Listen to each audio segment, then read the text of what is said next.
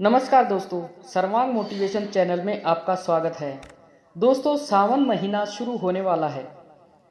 इसे शिव का महीना भी माना जाता है और पूरे महीने शिव की आराधना की जाती है, जिसमें रुद्राभिषेक के बाद बिल्व पत्र और भस्म चढ़ाने समेत कई परंपराएं शामिल हैं। लेकिन ऐसा क्यों है कि शिव जी को सावन का महीना पसंद है और इस महीने का नाम सावन कैसे पड़ा? तो चलिए आज की वीडियो में जानते हैं। सावन दक्षिणायन में आता है, जिसके देवता शिव हैं, इसलिए इन दिनों उन्हीं की आराधना शुभ फलदायक होती है। सावन के दौरान बारिश का मौसम होता है। पुराणों के मुताबिक शिव जी को चढ़ने वाले फूल पत्ते बारिश में ही आते हैं, इसलिए सावन में शिव पूजा की परंपरा बनी। स्कंद पुराण में भगवान शिव ने सनत कुमार को सावन महीने के बारे में बताया कि मुझे सावन महीना बहुत प्रिय है। इस महीने की हर तिथि व्रत और हर दिन पर्व होता है, इसलिए इस महीने नियम संयम से रहते हुए पूजा करने से शक्ति और पुण्य बढ़ते हैं। इस महीने का नाम सावन क्यों पड़ा? इसकी दो वजह मानी जाती हैं। पहली, इस महीने पूर्णिमा तिथि पर श्रवण नक्षत्र होता है। इस नक्षत्र के कारण ही महीने का ये नाम पड़ा। दूसरी वजह, भगवान शिव ने सनत कुमार को बताया कि इसका महत्व सुनने के योग्य है, जिससे सिद्धि मिलती है, इसलिए इसे श्रावण कहते हैं। इसमें निर्मलता का गुण होने से ये आकाश के समान है, इसलिए इसे नभा भी कहा गया है। सावन का महत्व बताते हुए महाभारत के अनुशासन पर्व में अंगिरा ऋषि ने कहा है कि जो इंसान मन और इंद्रियों को काबू में रखकर एक वक्त खाना खाते हुए श्रावण मास बिताता है, उसे कई तीर्थों में स्नान करने जितना पुण्य मिलता है। इस बारे में शिव से जुड़ी 3 कहानियां और भी प्रचलित। पहली कहानी है पार्वती की परीक्षा। देवी सती ने ही पार्वती के रूप में दूसरा जन्म लिया था। इस जन्म में भी शिव को पति के रूप में पाने के लिए वे कठिन तप कर रही थी। शिव ने पहले सप्तऋषियों को परीक्षा के लिए भेजा। सप्तऋषियों ने पार्वती के पास पहुंचकर शिव जी की बहुत बुराई की, उनके दोष गिनाए, लेकिन पार्वती अपने संकल्प पर अडिग रही। इसके बाद महादेव खुद आए। उन्होंने पार्वती जी को वरदान दिया और अंतर्धान हो गई। तभी एक बच्चे की आवाज़ सुनाई दी।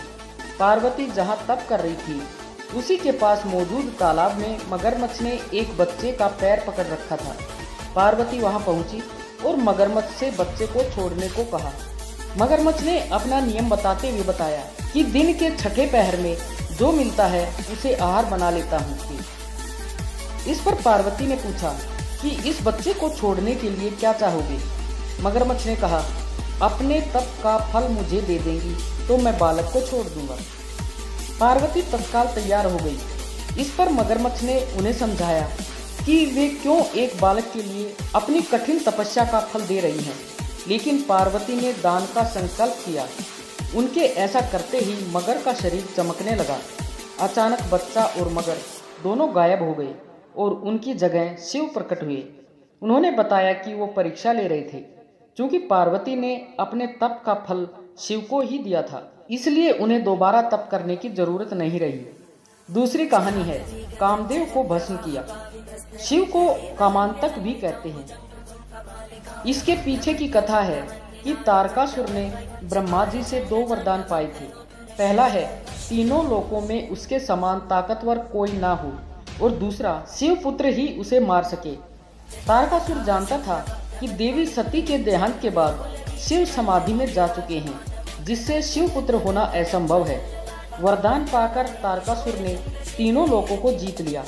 उसके अत्याचार से परेशान होकर देवता ब्रह्मा जी के पास गए। उन्होंने देवताओं को वरदान के बारे में बताते हुए कहा कि केवल शिवपुत्र ही तारकासुर को मार सकता है, लेकिन शिव जी गहरी समाधि में हैं। हिमवान की पुत्री पार्वती शिव से विवाह करने के लिए तप कर रही हैं, लेकिन वे पार्वती की तरफ देखना भी नहीं चाहते। अगर महादेव पार्वती से विवाह कर पुत्र उत्पन्न करें, तभी इस दैत्य का वध संभव है। तब इंद्र ने कामदेव से कहा कि वे जाकर शिवजी के मन में देवी पार्वती के प्रति अनुराग जगाएं। कामदेव ने पुष्प बाण ध्यान मग्न शिवजी पर चला दिया। अचानक इस विघ्न से शिवजी बेहद गुस्सा हुए और उन्होंने तीसरे नेत्र से कामदेव को भस्म कर दिया। इस पर कामदेव की पत्नी रति ने शिवजी से प्रार्थना की कि वे उसके पति का जीवन वापस लौटा दें। शिव ने शांत होकर कहा, कामदेव की देह नष्ट हुई है, लेकिन उसकी आंतरिक शक्ति नहीं। काम अब देह रहित होकर हर प्राणी के हृदय में रहेगा। वह कृष्णावतार के समय कृष्ण के पुत्र प्रद्युम्न के रूप में जन्म लेगा। तुम फिर उसकी पत्नी बनोगी। उस समय रति ने मायावती के रूप में जन्म लिया था। तीसरी कहानी है अशुभ से हुआ शुभ। नर्मदा नदी के किनारे धर्मपुर नाम का एक सुंदर नगर था। उसमें विश्वानर नाम का ब्राह्मण अपनी पत्नी सुचिस्मति के साथ रहता था। दोनों शिव भक्त थे और उन्होंने पुत्र पाने के लिए उनसे वरदान मांगा कि स्वयं भगवान शिव उनके पुत्र के रूप में जन्म ले। शिव के वरदान से उनके यहाँ एक पुत्र का जन्म हुआ, जिसका नाम गृहपति था। जब बालक 11 साल का था, तब देवर्षि नारद ने आकर उसका हाथ देखकर भविष्यवाणी की कि साल भर के भीतर उसके साथ कुछ अशुभ होगा, जो आग से जुड़ा होगा। जब माँ बाप ने ये बात सुनी तो वे बहुत दुखी हुए।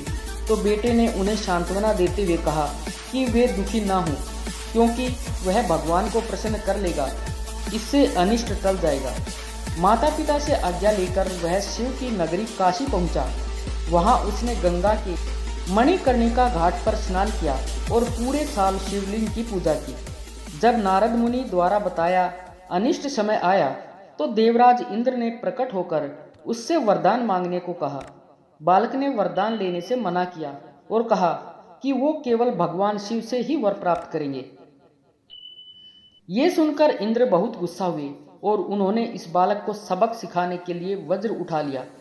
बालक ने भगवान शिव से रक्षा की याचना की। तभी शिव प्रकट होकर बोले, डरो मत, मैं तुम्हारी परीक्षा लेने के लिए इंद्र के वेश में आया था। मैं तुम्हें अग्निश्वर नाम देता हूँ। तुम दक्षिण पूर्व दिशा के रक्षक होगे। जो भी तुम्हारा भक्त होगा उसको अग्नि, बिजली या अकाल मृत्यु का डर नहीं होगा। अग्नि को शिव का एक रूप कहते हैं। वो शिव का तीसरा नेत्र भी है। दोस्तों, आशा है इस वीडियो से आपको काफ़ी ज्ञान मिला होगा।